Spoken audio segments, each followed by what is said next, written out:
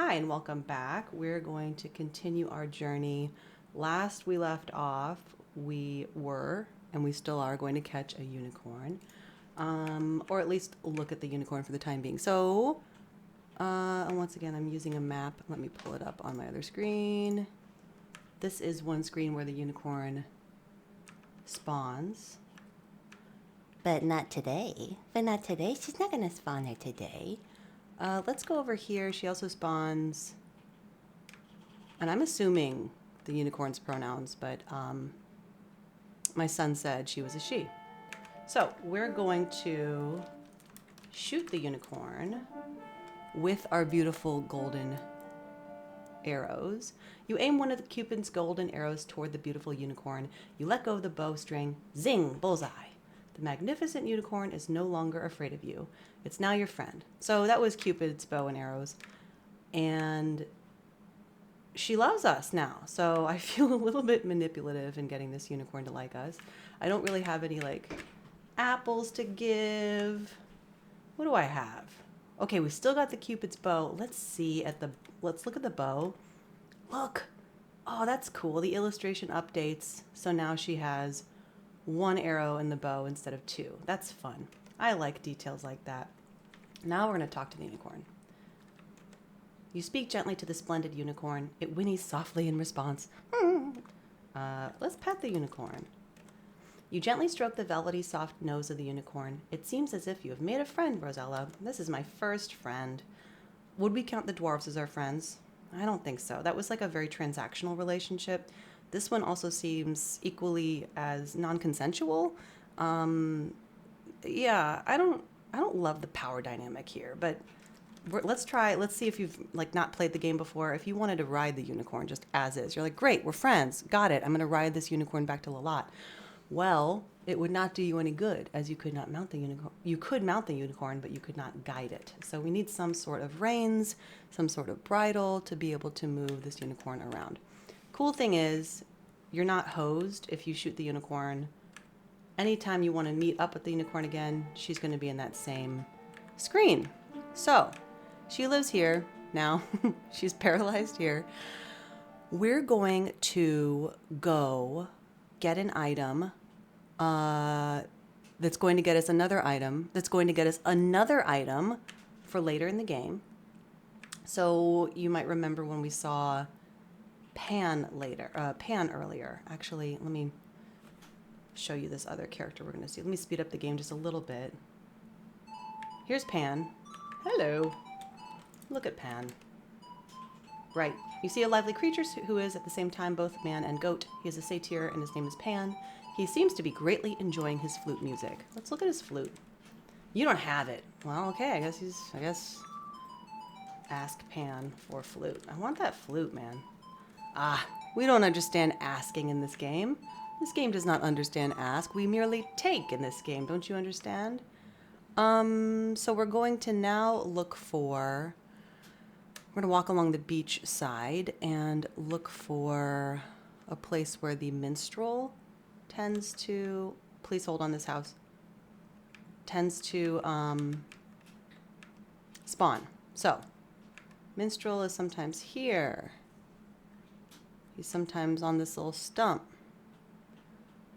Is that the only two places that he spawns? No. I think he can spawn. No, now we're back to unicorn. Oh, well, here he is. Hello. The scent of wildflowers fills the air in the lovely green meadow. Look at that man.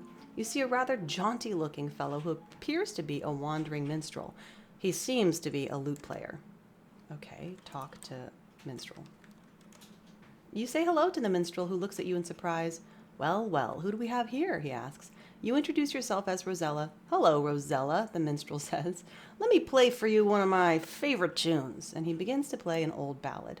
Unfortunately, it appears that his musical skills are quite limited as he plunks and pings his way through an otherwise beautiful song. Yeah. So you have a series of songs that he can play badly. I didn't mind this as a kid. Yeah, I don't mind a plucky little dude. You unthinkingly speak to the minstrel again, almost like you're compelled by an outside force, right? Who immediately begins playing another bad rendition of a favorite oldie but goodie. This song is Rosella's theme song, which is cute. I like that. I would consider that an Easter egg. There are a number of Easter eggs in previous King's Quest games. Specifically, like when King's Quest 1 came out, there's a call to King's Quest 2, like a hint towards a sequel. Let's see. The minstrel seems quite pleased that you appreciate his music so much. He obviously loves the attention as he goes into an out-of-tune version of Greensleeves.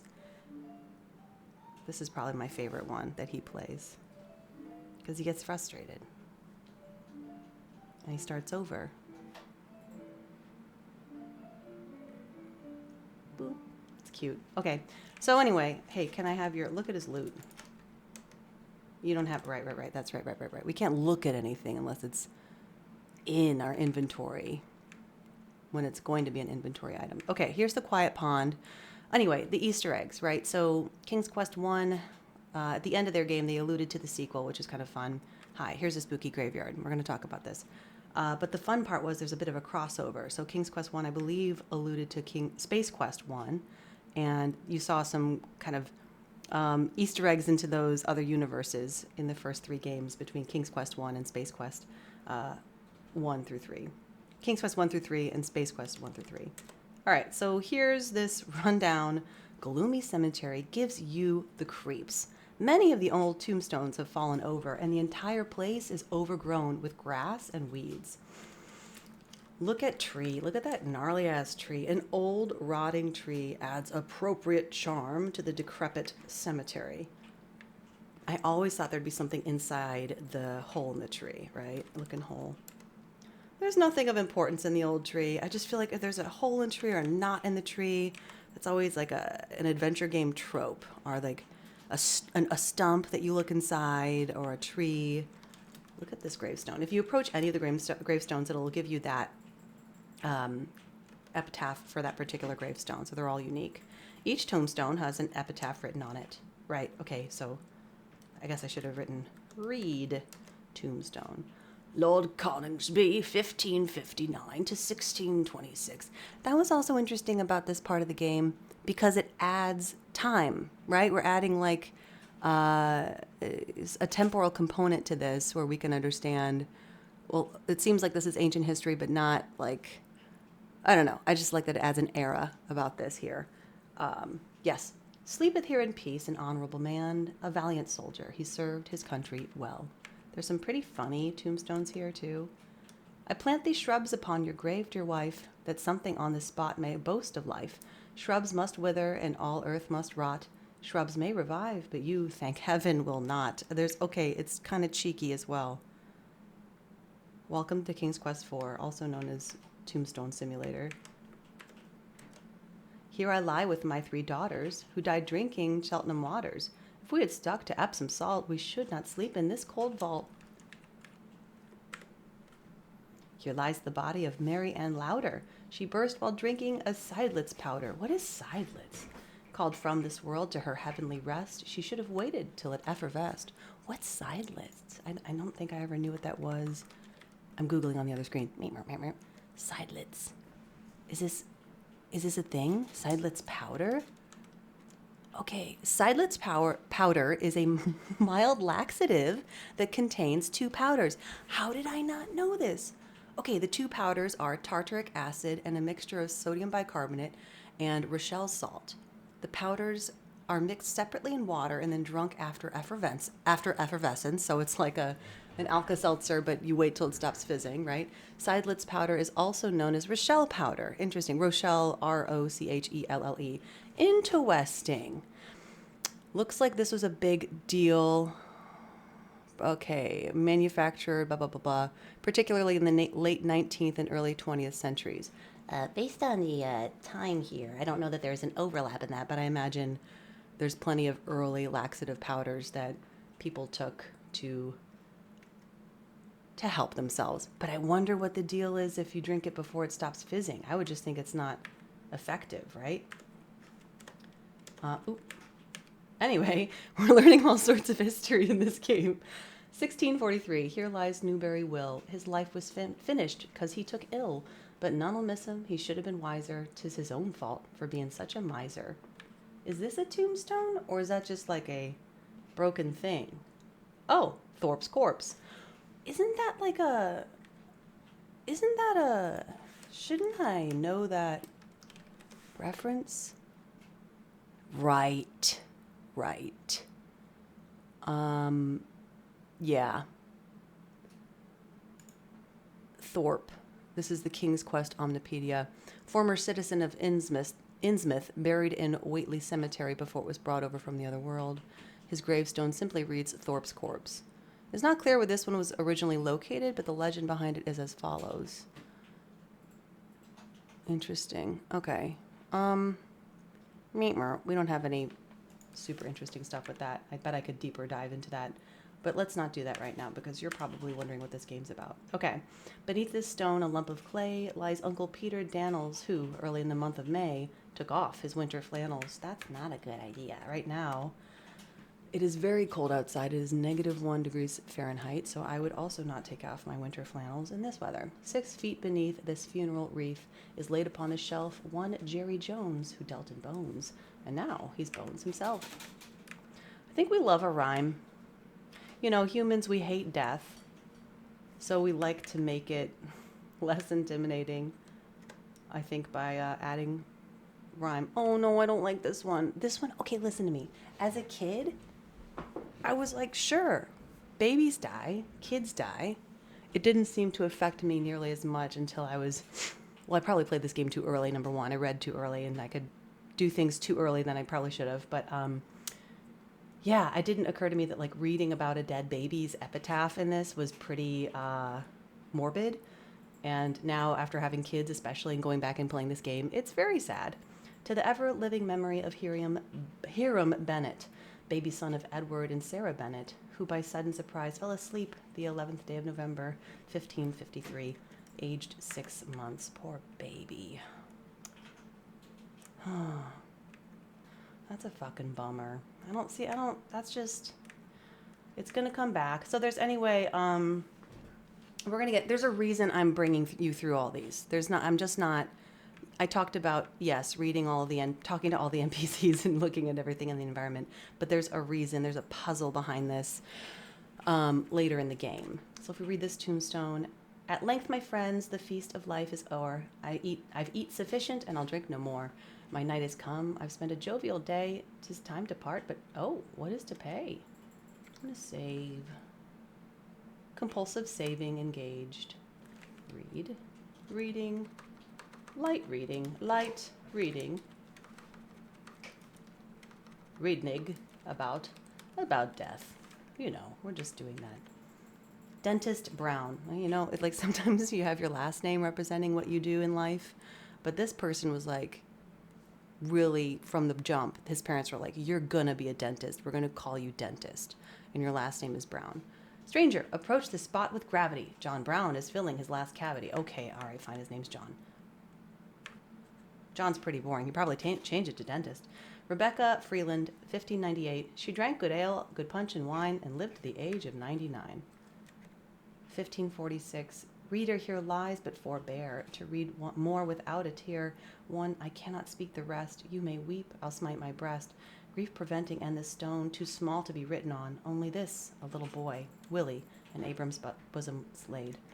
See, that's like, you know, we've got not only a dead baby, but a deceased child, and I just don't love it, right? Betty Cowden, 1650 to 1669. Here lieth the body of Betty Cowden, who would live longer, but she couldn't. Sorrow and grief made her decay when she lost her lover at sea one day. Whoe'er you are, tread softly, I entreat you, for if chance to wake, be sure he'll eat you. I don't want to get eated. Oops, I gotta stand in front of these bad boys. 1634 to 1672. She done her best. I think that's about right. Okay, here's this one. Oh, this is quite a novel. Here lies a poor woman who was always tired. She lived in a house where help wasn't hired. Her last words on earth were, "Dear friends, I'm going to where there's no cooking or washing or sewing." My God, that is heaven. For everything there is exact to my wishes. For where they don't eat, there's no washing of dishes. For I'll be where loud anthems will always be ringing, but having no voice, I'll be quit of the singing.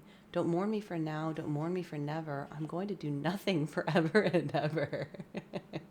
That feels like a late stage capitalism, like I can't wait to die and do nothing kind of thing. Hustle culture is gone. Oh, I don't want to save. I want to do F3. Can I look at this? Look at crypt. The stone crypt is built into the mountainside! Exclamation point. Wow, that's like really enthusiastic. Look at, what was I gonna say? Like mountainside? Mountain? The stone crypt? Well, it's less enthusiastic. A stone crypt is built into the mountainside. That's kind of funny how they have two different places in the code. One has an exclamation point and one doesn't. Okay, so we're going to come back to this. There is a time component to this, as we talked about. And actually, this is one of the first games that happens in, I would say, quote unquote, real time. So there's a day component to the puzzles, and there's also a night component. Yeah, this is not a pleasant house. I looked at the house. In fact, it's downright scary. It looks old and abandoned and badly in need of tender, loving care. To make matters worse, it sits right in the middle of an old cemetery. Let's knock on the door. With trepidation, you rap on the door. Not surprisingly, nobody answers. Let's open that door. Do-do-do. This is the entry room of the old house. Downstairs, you see 2 open doorways, and upstairs, you see an additional 2 doorways. The room is cobwebbed and dusty, with wallpaper peeling from the walls. Look at the clock. An old grandfather clock sits in the corner. With each swing of its pendulum, time relentlessly marches on. That's ominous. How can I say what time is it? The time is 10:02 a.m. Beep. Oh, I like how I forgot about this. When you go up to this mirror, it shows you at least, a part of your reflection. That's kind of nice. I say nice like a detail. I have to take a sip of my matcha. Hang on. Last time I recorded at night, so now it's matcha time. It's during the day. You look in the broken mirror and see the reflection of a poor but beautiful peasant girl. Well, at least I'm gorgeous, she's thinking. Considering the disarray of the rest of the house, the parlor looks in relatively good order. Does anybody have a parlor? At least in America. I don't know that we have we use that as maybe we call it a sitting room or a living room or an entry hall or an atrium. But I haven't heard anybody, if I'm on Zillow, I don't look at, but what does their parlor look like, However, the fireplace is cold and unused, the bookshelves are almost bare, and the old furnishings are dusty. What if I started a fire? That's not clear. Look at bookshelves. You examine the few remaining books on the bookshelves. Only one catches your attention. It is entitled The Complete Works of William Shakespeare. I don't remember where it is. Can I get it here? Get book. You remove the Shakespeare book from the shelf and carry it with you. Oh, it was that blue baby. Okay, check out that creepy painting, right? An interesting portrait of a young girl hangs above the fireplace. You gaze at it intently and notice that her eyes seem to stare at the left wall of the parlor. Hold that thought. We're not doing it right now. We're coming back to this. I just wanted the book. Read book. You may my glories and my state depose, but not my griefs. Still I am king of those. Is there more Shakespeare in this? The world has grown so bad that wrens make prey where eagles dare not perch. I have never tried to see how many Shakespeare quotes there are in that book, but I imagine there are. It's a good-sized array that's coded in there. Okay. So now we're going to go, sorry, I need to open my map again. We're going to go out of this daytime cemetery. We're going to find the minstrel again. And he's not here. He's taking a water break. We're going to come back. Here he is. Hey, buddy. I don't know how you're supposed to know this. I'm trying to think, I like in the games when you can use the test to take the test, right? Like you're solving the puzzles, you're seeing clues in the environment. I feel like a well-designed adventure game is one where I can discern, you know, or at least pick up an environmental clue or something from dialogue that allows me to figure out what I'm supposed to do. But when I get to the point in an adventure game, and inevitably this happens sometimes, either I've overlooked the clue or, you know, when I was young, I didn't know what the fuck I was doing, so I would just try all permutations of inventory on all things. I don't like it though when I can't figure out why I should be giving something to someone. And this is one of those puzzles. Just so spoiler, we're gonna give that book to the minstrel, and I don't remember seeing anything. Okay, I gotta really stand this guy's personal space here. I'm sorry. Here you go. And I don't know what we're, you know what I mean? I don't remember seeing anything. And when I talk to him, he just plays songs badly. You hand the Shakespeare book to the minstrel. Curiously, he opens it and begins to read aloud, first hesitantly, and then with increased forcefulness as he begins to get into it.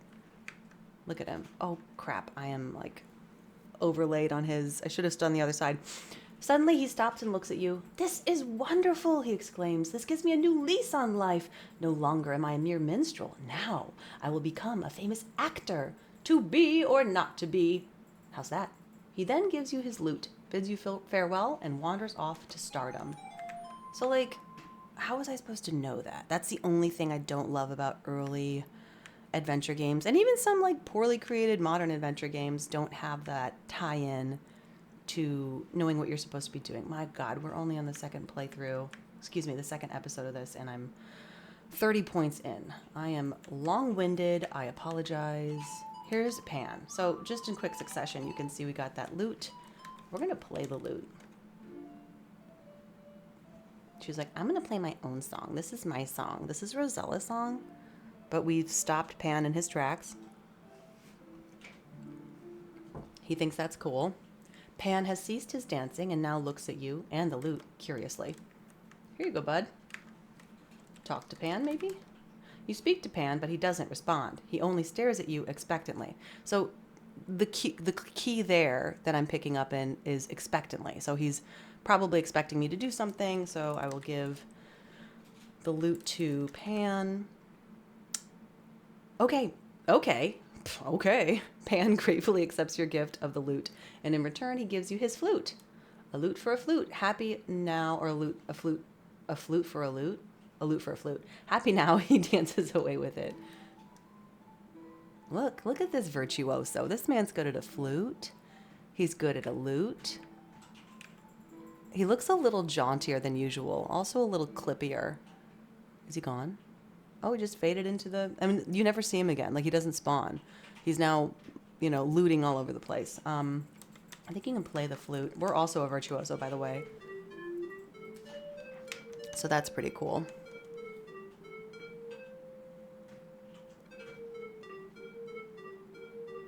So this is a pretty simple song. Great. So we've done a book for a lute for a flute. We have a paralyzed unicorn. What else do we want to work on? I know. We walked by a house earlier. And I'm going to, where are we now on the map? Excuse me, while I make a reference. We're going to go down one. Okay, I remember when I said, oh yeah, hold off on this. So, look. A poor fisherman's shanty. How do we know he's poor? We're making a lot of judgments based on this. Maybe he's saving. Like, he doesn't want to maintain some huge house. You know, maybe he's saving for, like, generational wealth. We don't know that he's poor. I think that's particularly judgmental coming from a person in royalty. So, okay. A poor fisherman's shanty adorns this part of the coastline. A pier stretches from the house out into the ocean to the west. You see a pretty meadowland off to the east. Look at anchor. An old rusted anchor leans against the wall of the house. Can I get it? It's too heavy for you to move. Look at the chimney. Can we talk about... Oh, no. I know you don't understand that. Chimney. See... Look at smoke? No. Look through window. Let's be creepy. You peek through the window, but can make out no details. Look at dock. The old worn pier juts out into the ocean from the weather-beaten house. Let's knock. You knock loudly on the shanty door. A woman's voice answers, "Just come on in." All right, we're gonna just come on in. Hello. Look. The inside of the fisherman's shack looks almost as shabby as the outside. You see a tired-looking woman kneading bread at the counter. Why do we always think women look tired when they're not wearing makeup? My God. Let's look at that dough. It just looks like plain old bread dough. It's nothing, it's just shabby in this shanty, this plain poor people bread dough. She's so judgy. Talk to Gawk. Talk to woman. You introduce yourself to the old fisherman's wife. What do you think she's saying? Hey, I'm Rosella. What's up? Like, I'm definitely not a Princess Rosella. I'm just a poor peasant girl Rosella. With little patience, she responds, "What are you doing here, young lady? Can't you see I'm busy? We have enough problems without worrying about you." Okay, well, I feel that, actually. I'm kind of entered here. The lumpy bed looks old and uninviting. Okay, well, what if we do it? Oh, okay. Look at kettle. The smell of hot coffee fills the room. Ooh, get some coffee. Totally. Do you have a matcha? You don't like coffee. No, we already said asking doesn't do anything. Look at stove. I mean, the stove looks good. At least the stove keeps it warm in here. Was that a marlin? No, look at fish. You see a large fish hanging on the wall. I actually don't... What type of fish is that? What is that? Like, is that a rope?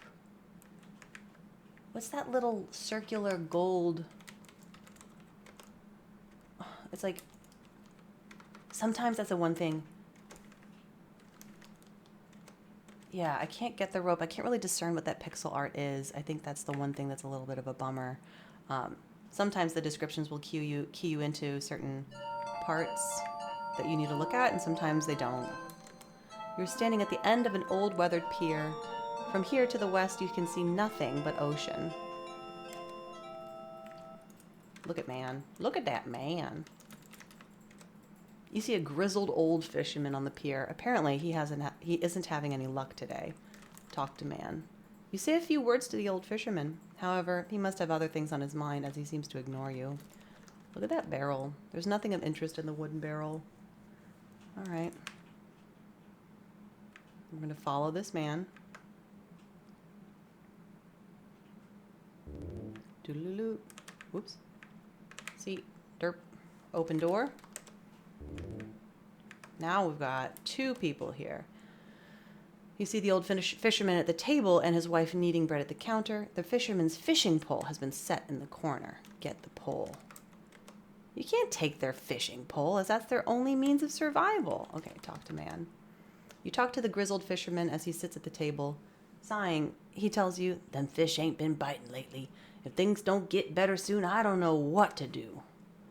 Well, what would you say if I gave you some diamonds?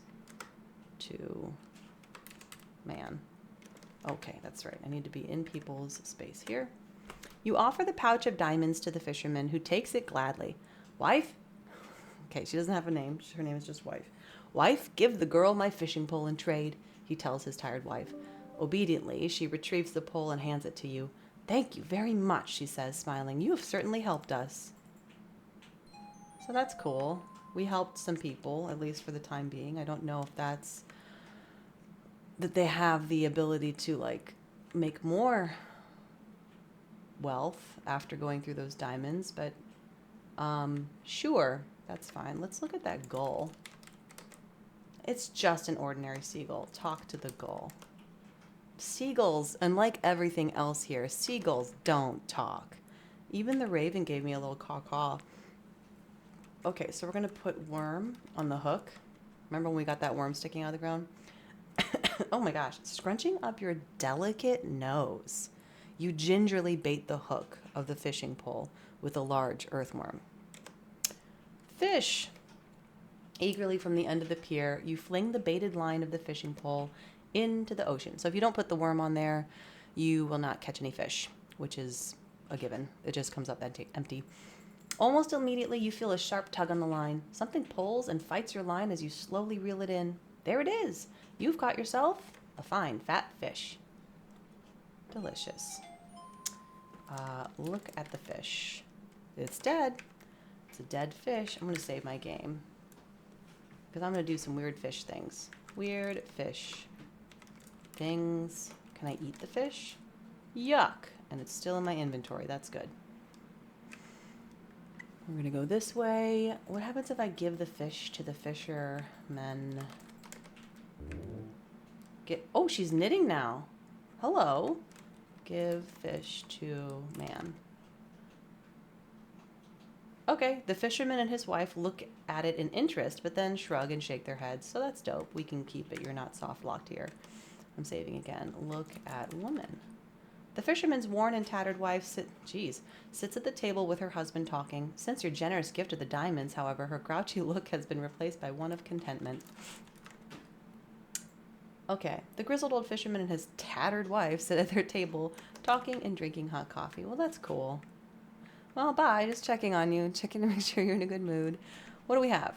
We have a fish. We've got a fishing pole. We've got one arrow and a bow. We've got a small crown. We've got a gold ball. We've got a lantern. We've got a silver flute. We're going to wear... How do we light the lantern? I can't remember if we need like tinder or like flint for that. Anyway, let's see what happens. I'm going to show you what it looks like when you wear the crown. Poof!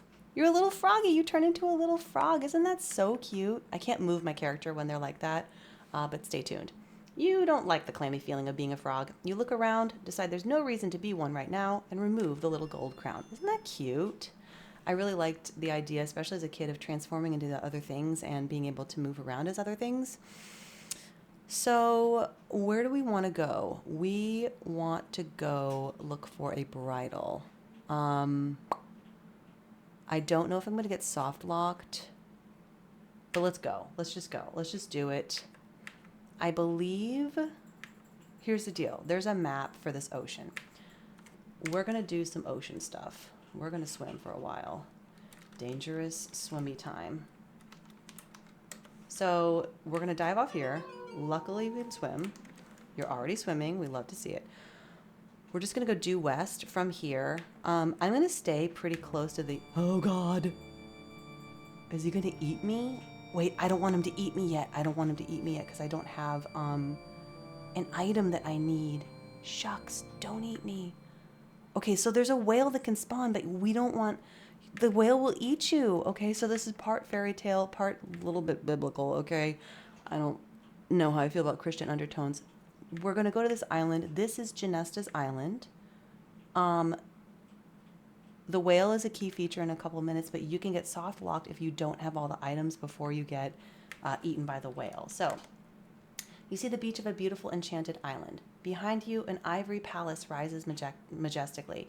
A luxuriant garden encircles a magnificent palace. Look at Peacock.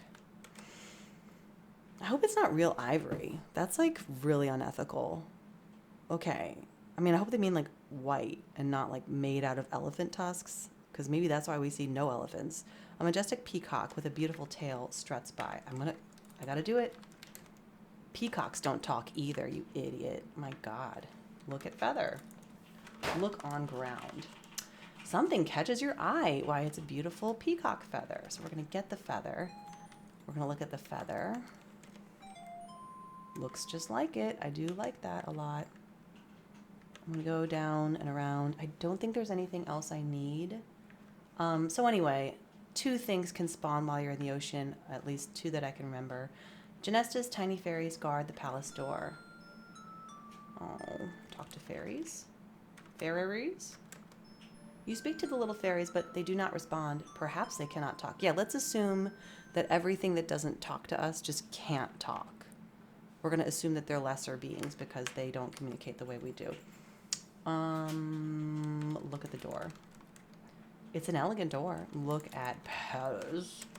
The lovely ivory palace rises majestically before you. So in the ocean, oops, pardon me. In the ocean, you can get the shark or you can get the whale to spawn. This is the entry hall of the enchanted ivory palace. 2 of the doors are closed and presumably off limits to uninvited visitors.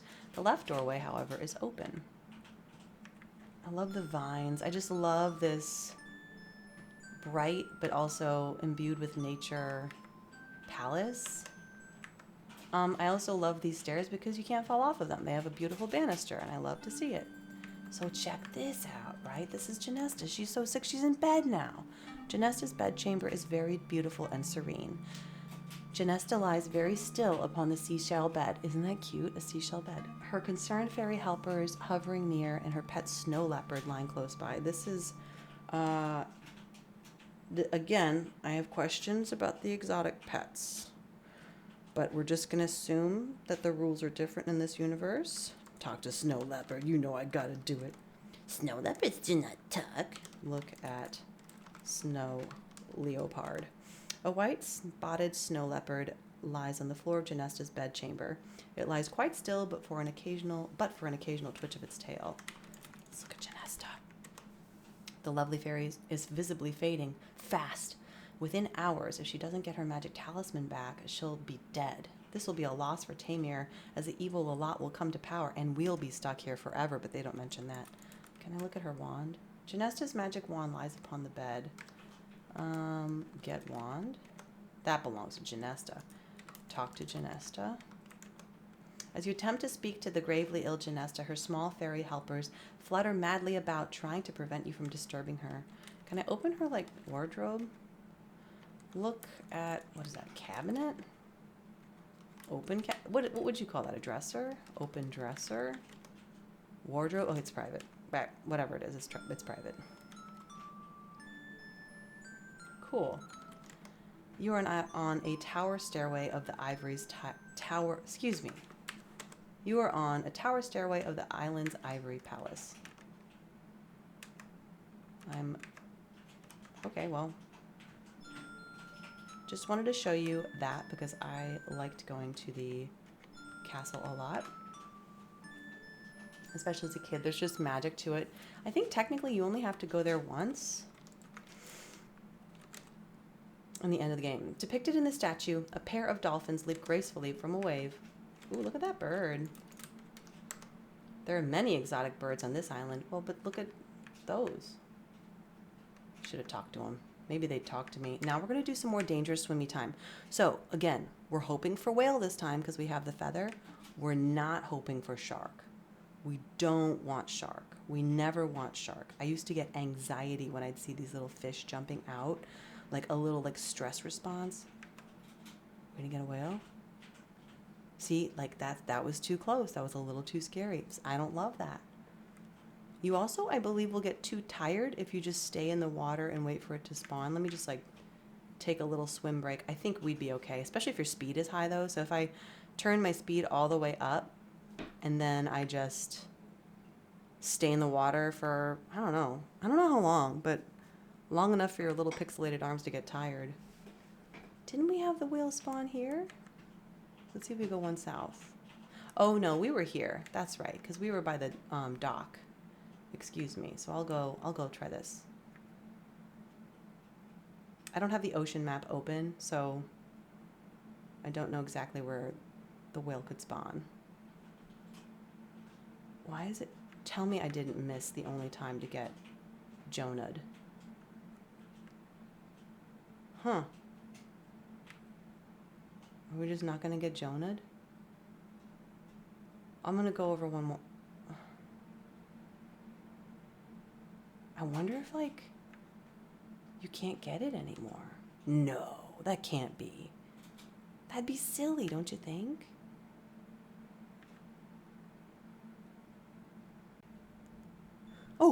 But go back. Come eat me. No, I just gotta stay in one place. Oh, shucks, folks. I gotta get Jonad. Oh, I left too soon. Come back. You're getting very tired. See, this is the warning. You're getting very tired, Rosella. So let's just swim. Do I have enough energy to go back this way? I am not certain, my friends. I might need to restore. Well, no, here we go. All right, well, fine. Take a little break. We're good. Let's try it again. Oops. The peacock is following us. That peacock is rooting for us, I believe. I almost got sharked. Okay. Listen. We're going to hang on these screens. Oh, I don't want to get sharked. I don't want to get sharked. I don't want to get sharked. This is probably one of the longer times I've had to find Jonah. I mean, not Jonah, the whale. I don't know what the whale's name is. I got, y'all. I got. You make a tasty morsel for that hungry shark. I sure did. Roberta says, thank you for playing King's Quest IV, The Perils of Rosella. Next time, be more careful. So you have the designer of the game chiding you if you die in this shark waters. Okay, I have the peacock feather. Let's see if we can get whaled this time. I don't want to edit this out, but I might need to if this takes too long.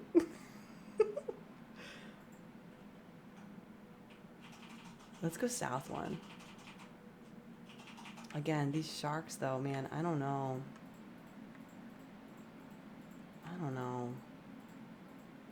The Venn diagram of like shark spawning screens and whale spawning screens is just a little too much. I'm gonna hang out right here. Because that last time it took the whale a minute to spawn here. I don't know if that's seeded from the moment you step on the screen or swim onto the screen, or if it's calculated every, minute or whatever. I don't know. I could look it up, but we're just gonna wait.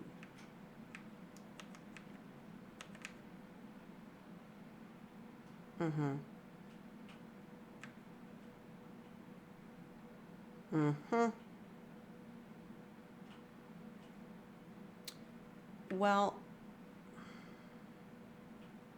nope. Okay, we're gonna try it again. Man, this is the most trouble. Okay, hang on. Before we reload, you know what I'm gonna do? I'm gonna look at the map of the ocean, and let's see where that whale spawns. Yeah, please hold.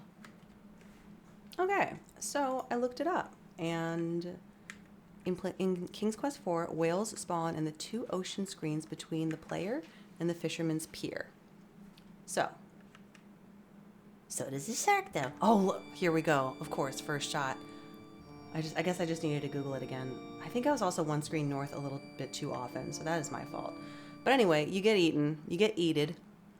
Horrors! You've been swallowed by a huge whale. Phew, this place stinks. I feel like that's honest. I think you can also drown here.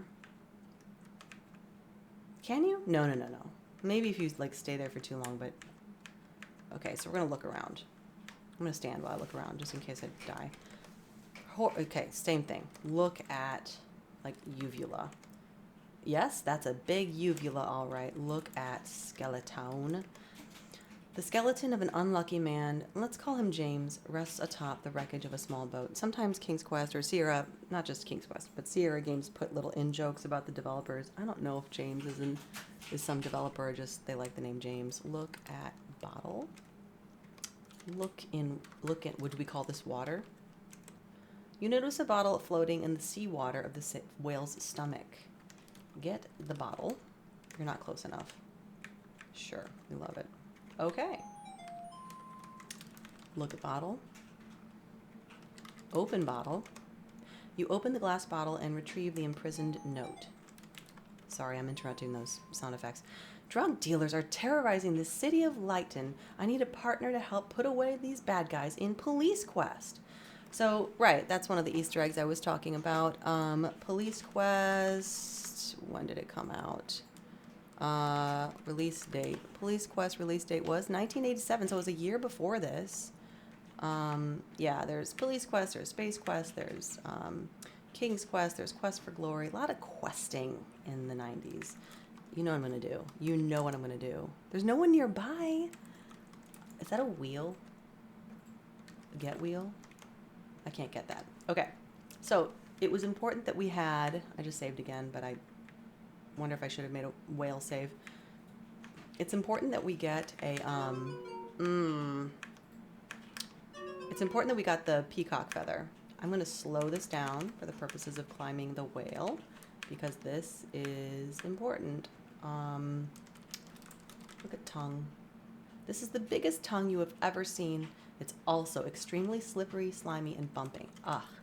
Can I tell her to climb the tongue? Go ahead. Go ahead. Try it. Just you try it, you idiot gamer. So I don't remember like the safe pixels versus the not safe pixels on here, but my game speed is way slow. Okay. Let's try it again. I'm going to just try to climb it. I don't really know the proper path or thing that they've masked around this tongue. I used to know it. Can I just go straight up the middle? Let me look at that.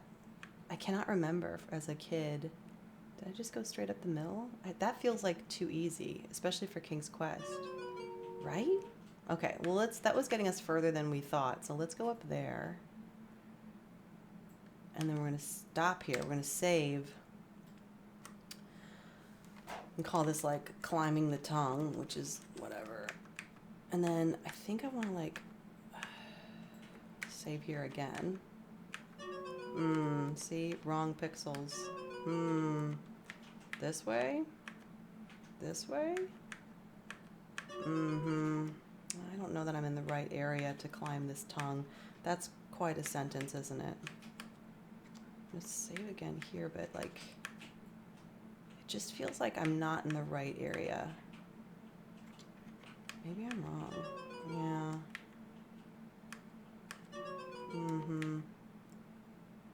Let's see here. How do I get to the top? I feel like I have to be closer to the east part. Yeah, I bet if I go over here. Oops, I didn't mean to do that. And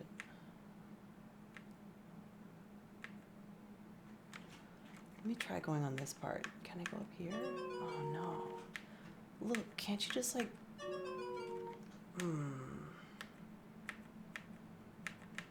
Okay, we're gonna do it. We're gonna do it, folks. We're gonna do it. We're gonna climb. I think there's only like one taste bud. Huh. I think I can't go straight up. Hang on. We're gonna try this again. We're gonna go from this side. Because there's a reason I didn't do that as a kid. Let's try... I feel like I have to like zigzag up here. I'm gonna slow it way down. Climbing the tongue. We're saving the game here. Ooh, should I use my diagonals? Maybe. Oh, I regret it. Okay. Let's do it again. And then stop. And then save it. What if I use... No, I tried the mouse there. Don't ever trust your mouse in King's Quest games.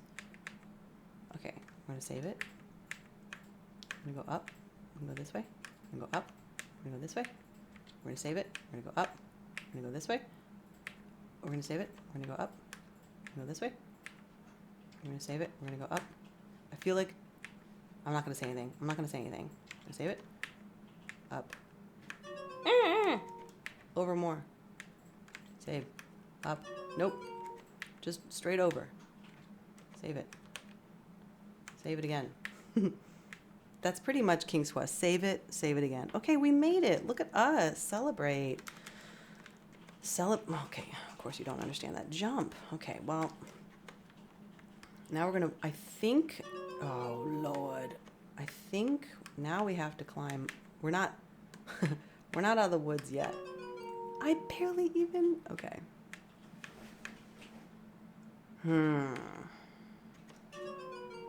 She just, y'all, did you see? I died. Okay. So, maybe it's good that we had dangerous swimming time. Wait, did we get the bottle? We got the note. We read the note. We're going to take a deep breath. And we're just going to tongue it all over again. We're going to just do this. We're going to slow it down. No. I misclicked. I'm so sorry. I mistyped. Now we're going to save this again. I don't know. We're not going to talk about what happened back there with that lost save. We're going to slow it down some more. Mm-hmm. We're going to work through this. Because we can do this. We can do hard things. That's what I tell my kids. And that's what I'm going to tell myself. Like, okay, now can I use feather on uvula? Like tickle whale. Ugh, I think I have to walk further. Okay, why was that so easy this time to get? Remember when I was slipping? That was really weird. Okay, now let's do that. Tickle whale. We got the feather. Look at us. Okay. You frantically tickle the throat of the whale with the big peacock feather. You begin to feel a quiver under your feet, which quickly turns into a mighty tremble.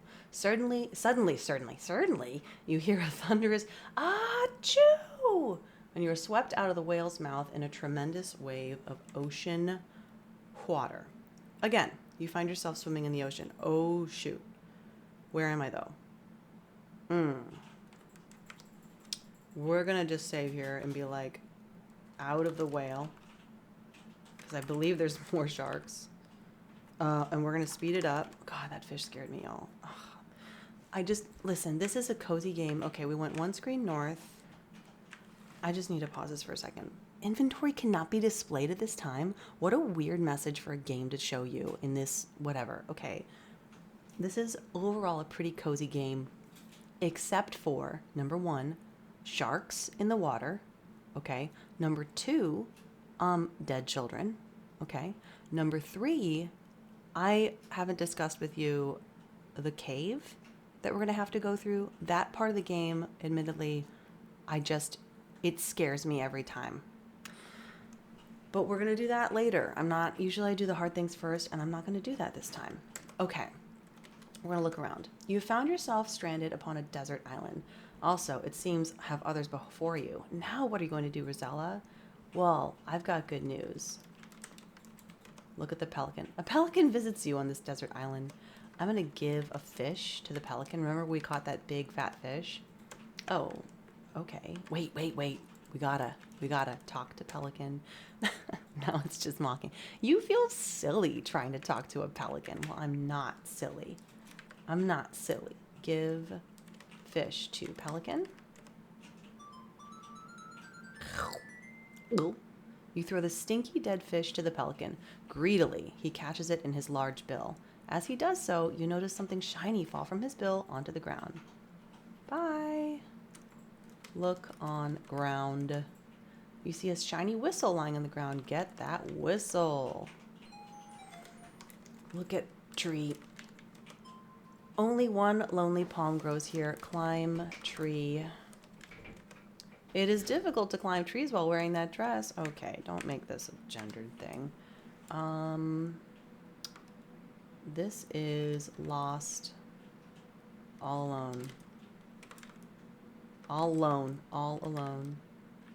Deserted island. Season 4. Okay, fine. What's in here? Wasn't there something like down here? Why am I remembering this? Look on ground. Oh shit. That's like the main thing we would have gotten. Duh. I almost forgot to get that. Okay, so that's another kind of gotcha pixel hunty thing about the game. You don't see that, right? That's kind of like, it relies on your adventure game trope to be like, oh, look at this hidden thing. You look at the ground inside the wrecked boat. What is this? Why, it's a golden bridle. You pick it up and carry it with you. Look at, what are those bones? Is that like whale bones?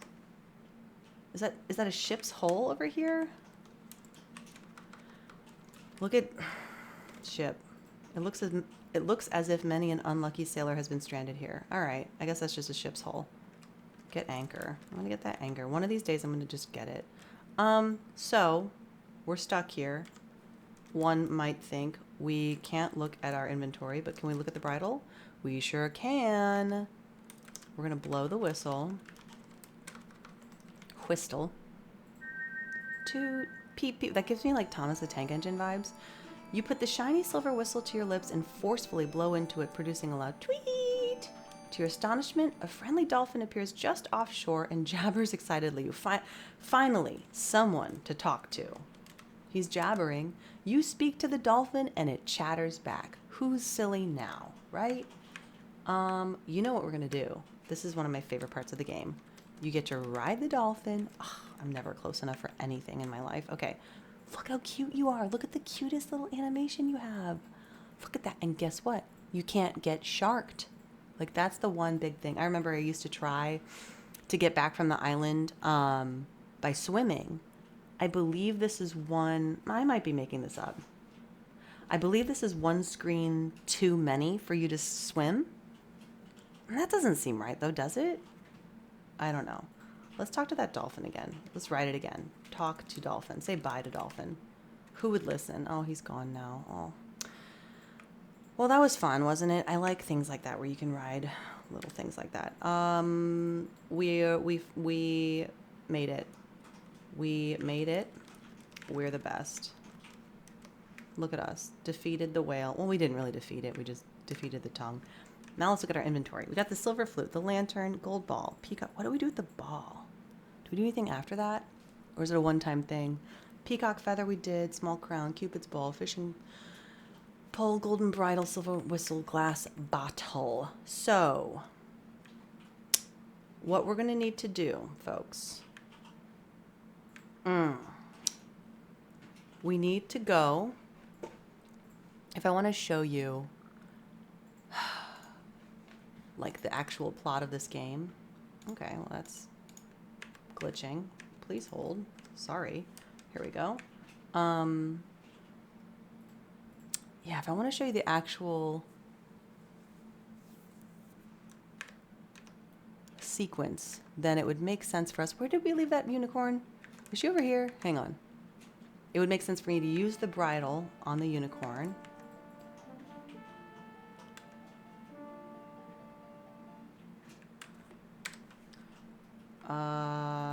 I'm going to actually just use the save again. We're so going to catch a unicorn is what this is going to be called. Use bridle. I hate to say bye to this little, what do you want to do with the golden bridle? Just use it. Use bridle on unicorn. I hate to do this part yet. Sorry, ride unicorn? Put bridle on unicorn? You're not close enough. You know what, folks? That looked really close. As a kid, I did not know what a bridle was, so I never knew where to stand. I never knew where to stand. Where I was like, well, where does the bridle go? Is it the saddle? I kept thinking it was the saddle, so I'd like be at the back of the horse, and I didn't realize it was something for to put around the unicorn's face. As the beautiful unicorn offers no resistance, again, I feel complicated about this. You gently place the golden bit into its mouth and fit the bridle and reins over its majestic head. The unicorn looks at you with curiosity. Ugh, now I'm going to take you to your death. You nimbly mount the magnificent unicorn, grab the golden reins, and set off towards Lalat's castle. I do like that. I mean, part of me likes that it auto-pass you to this. Part of me hates that because I kind of wanted to do, but that's the developers probably not wanting to QA more than they have to. What happens if you ride the unicorn into the river or something, or into the waterfall, or into the haunted house, or into the into the ocean. Okay, I also don't have to walk up this path, which is nice. Cool. The unicorn seems paralyzed with fear at the sight of Lalat's henchmen. Yeah, I bet you do. Because that's scary. Because they're coming for you. Because you got, and I'm complicit. I hate this part. I hate this game. Why am I playing this game? This is so sad. God. You think you're like get to play with unicorn. Okay. So, Lalat says, I hear you a good girl, and you brought me the unicorn. I'm almost convinced you might be innocent after all, but she clears her throat. Not quite. Oh, this doesn't sound good, you think. Lalot continues, I am desirous of the hen that lays the golden eggs. Currently, the hen is kept by the ogre and his wife. Bring me the hen, and you shall have your freedom and a great reward. Okay, so we have to go to the ogre. We haven't met the ogre yet. Take her away, Lalot orders her goons. Which, yeah, it's gonna be a thing that we have to do. I'm not looking forward to that part either. But it's gonna, you know what? There's a little bit of like stealth action into it. I think I'm gonna do this just like I did last time, where I'm gonna cue you into what we're doing next. Also, okay, let's just set out a to-do list. Number one, we're gonna get off the screen because this music is ominous and scary. It makes me feel sad for the unicorn. So number one, here's our to-do list. We have to go to the ogre's house and get the hen that lays the golden eggs. Another thing we have to do, number two, is to go get the fruit that's on that deserted island. So that's going to be interesting. Also perilous, so I don't love that idea, but I am going to show you, for example, where we're headed. And we're going to just see how we feel about this because it's scary to me. Okay. Some people go to Flavor Town, but we're going to Ogre Town, USA. So this is the ogre's house. He has a wife. The ogress sees you. You'd better run, as she'd like to have you for dinner.